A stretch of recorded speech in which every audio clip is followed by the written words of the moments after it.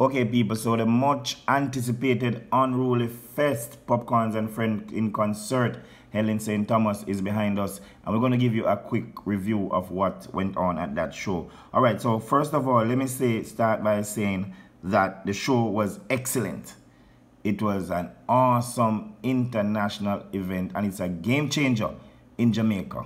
Y'all other promoters doing big shows, you're going to have to step your game up. In 2019, it was a game changer. All right, so let's start from coming in.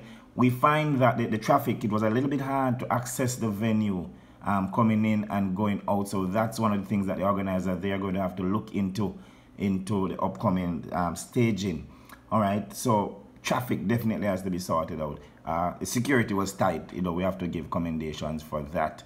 The settings, it was awesome. Main event, big up yourself. The stage, the lighting, the whole atmosphere.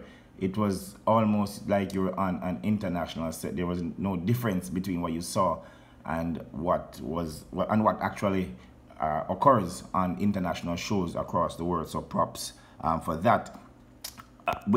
One of the things we found funny though is Drake's continuous attempt, as I call it, to speak Patois, the Jamaican dialect. Drake has still not gotten that right. And Popcaan, you're going to have some work to do, bro. On several occasions, we heard Drake try to speak Patois, but for me, it didn't come off so right. It just doesn't sound Patois. It still sounds Yankee to me. So, Popcaan, you're going to have to do some more work. I know that on a previous post, Drake was so upset with people for saying that he cannot speak the Jamaican dialect. I think DJ Khaled is handling it a little better. But nonetheless, Drake, Jamaica, definitely loves you for passing through. You know, nice set and thing. And I can see that you enjoy the vibes, trying to blend in with the Jamaican crowd. A lot of international artists would not do that, and a lot of persons have Drake as one of the biggest artists in the world, and he came to Jamaica and he blended in. It was definitely a big move for Popcaan.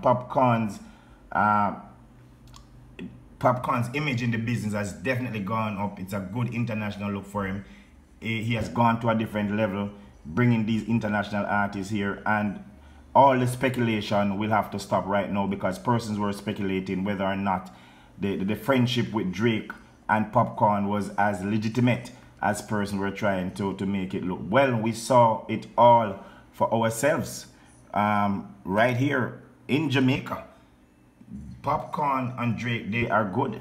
They are real good friends, you know, and the love is real. The high moment for the night, though, is where Drake announced that Popcaan will officially be signed to his OVO label next year. That's gonna be huge for Popcaan, definitely.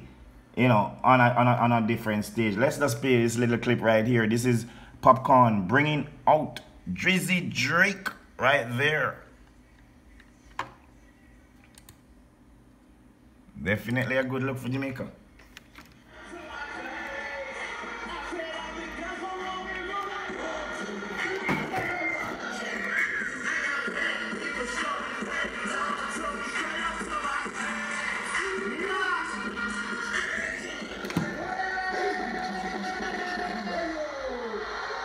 Yeah, man, definitely a good look right there for Jamaica.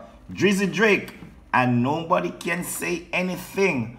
Popcaan delivered Drake in Jamaica. Definitely a good look.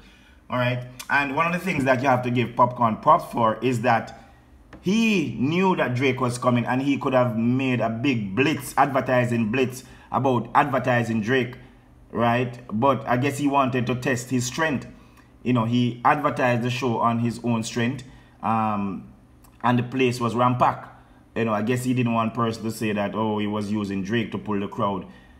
Persons weren't sure. It was iffy up to the last minute until we saw him landing. So we have to give some props for that. One of the things, though, I don't know if we're missing it, and I hope I'm corrected if I'm wrong. We didn't see Dexta Daps.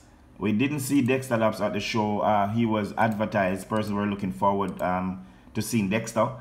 but we didn't see Dexta at the show.